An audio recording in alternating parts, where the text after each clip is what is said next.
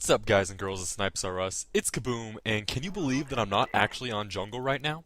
For those of you guys who don't know who I am a director here at Snipes R Us, and my past two uploads to this channel have been gameplays on Jungle, so this here is proof that I have actually expanded my sniping repertoire to other wide open, easy to snipe on maps. I'm pretty sure most of you guys probably actually aren't familiar with who I am, because this channel is honestly growing faster than Sarah Jessica Parker's nose covered in Miracle Grow. So, I am a director that posts PC sniping gameplay, and for those of you guys who don't know much about the PC side of things, we have dedicated servers, but a lot of people don't know how they work, so I'll explain it a little bit. Basically, we have like a handful of Treyarch servers that are provided to us that, you know, anyone can play on or whatever, and people also have the option to pay for a server themselves. So a lot of times, you'll see that clans or groups of friends basically all get together and they buy a server and they play in it, because, you know, some people can't afford to buy a server for themselves. So this is a free-for-all game, and the clan is like, they own this server. So that's why you're going to see there's like 3 or 4 people in the server that have FF in front of their names. And free-for-all servers are also usually 18-man, so the round right before this game was on firing range.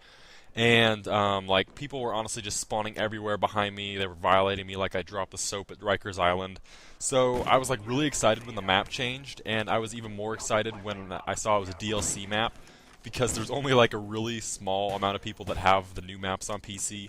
So it literally, like, went from an 18-person server to 5. So this turned into kind of my perfect lobby. I snipe a lot in this particular server, and for whatever reason, 2 or 3 people in here decided to try to snipe on this map, I guess because it's really big, that's what she said.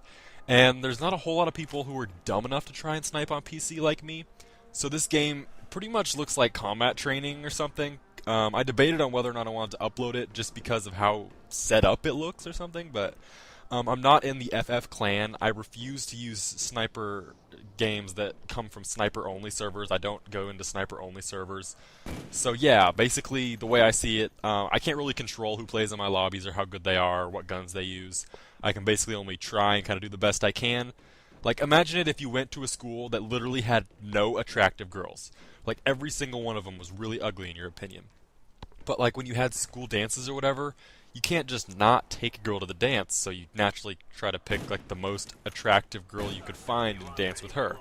And like, it totally wouldn't be fair if like one of your friends was like, dude, you're dancing with a really ugly chick, because it's like, come on man, like, what do you expect me to do when I'm picking between Rosie O'Donnell, Oprah, and the Queen of England? Like, my prepubescent hormones aren't just going to let me sit here and be a wallflower. But the people on the server, their idea of sniping was basically putting on Ghost and finding a nice corner and setting up a campfire, getting out their guitar, and singing songs while roasting marshmallows. So I honestly expected like Yogi the Bear to pop up and be like, "Hey boo boo, put down your picnic basket and stop camping like a noob." And like, I actually think he might have actually done that, and I shot him right away before I realized who he was, and then it led to like a series of awkward questions afterwards, and the police got involved, and I had to show my bear hunting license, and it was all around a messy ordeal. So I do apologize if the gameplay is like slower than Fat Albert trying to run the 40-yard dash. But for those of you guys who have seen one of my commentaries before, you will know that I typically like to put up commentaries that give advice on improving your real life. So if that's not your thing, then I don't know, pause the video, open up a second tab, and put in Eye of the Tiger by Survivor. Start the song, then turn the volume down on this video and hit play, and then just watch the rest of this while doing step aerobics in cheesy 1980s jump shoots or something. I don't know. But today I'm going to talk a little bit about doing your personal best. And I first kind of came across this concept when I was a really little kid. I think like right after I had a soccer game that we lost, and for those of you guys who have ever played like a sport when you're little, you all know that when you're 5 years old and you lose a soccer game, pretty much the end of the world. Like, there isn't much to live for after you lose to your best friend Billy's team, and like, you know that you're gonna hear him brag about it on Monday until you finally snap and just dump glue on his head, throw a handful of grass on it, and call him a seaweed monster.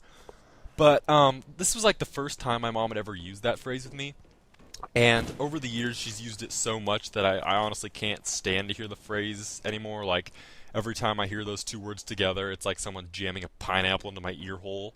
But I think that the concept of doing your personal best kind of gets lost a little bit, especially when you get older. I'm 21, so I'm not like father time with years of life experience.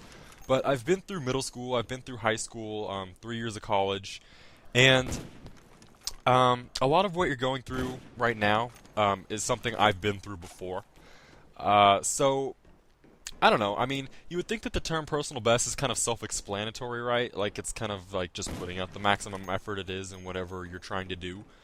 But it kind of goes further than that, in my opinion. As much as it sucks, the older you get, the more you kind of find out that your personal best isn't necessarily always good enough in the eyes of other people.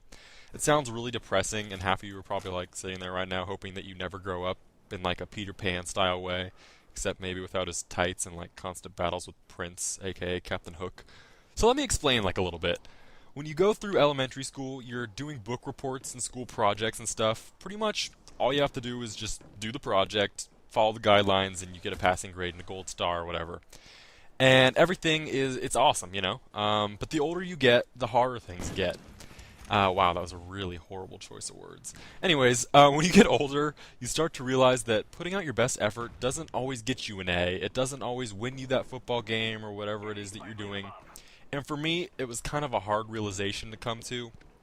So my first really big piece of advice for you guys is don't live your lives based on other people's expectations for you. If someone tells you that what you did wasn't good enough, don't let it get to you. And I know this advice is totally easier said than done.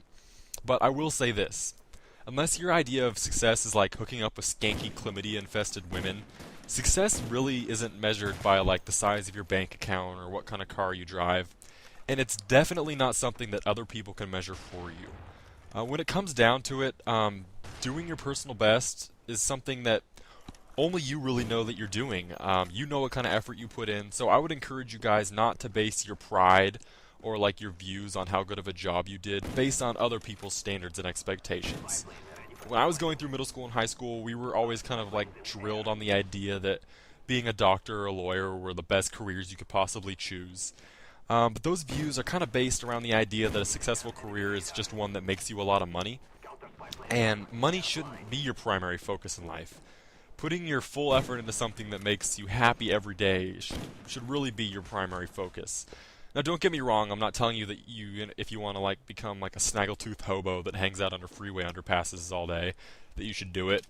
But you shouldn't just assume that putting out your personal best only means that you have to do like nothing but study all day, find a career that pays really well, even though you hate it every day you go to work, and like buy yourself your cookie cutter house with your white picket fence, get married, have 2.5 kids and a dog. Like, I feel like you should start focusing more on what you love to do rather than what other people tell you should do. Wow, I totally feel like I should just like be playing motivational music right now and like give her like a really cheesy quote like chase your dreams and your dreams will chase you or something like that. It'd actually be kind of creepy. Like I had a dream once where I was like a giant snail and I just got to like cruise around and do snail stuff like sleep for 9 years straight and run from salt and suck my eye in when people poke it. I don't know.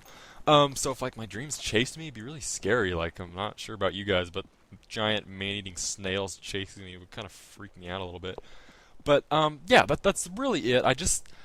I really can't express enough how important it is to do something that you love to do and to put the best effort that you know you give into it, and don't let other people tell you otherwise. It sounds really cliche. It sounds really simple, but I think a lot of you guys will realize as you get older that other people sometimes have unrealistic expectations, and those expectations shouldn't be something that you stress so much about that you pull your hair out trying to please other people.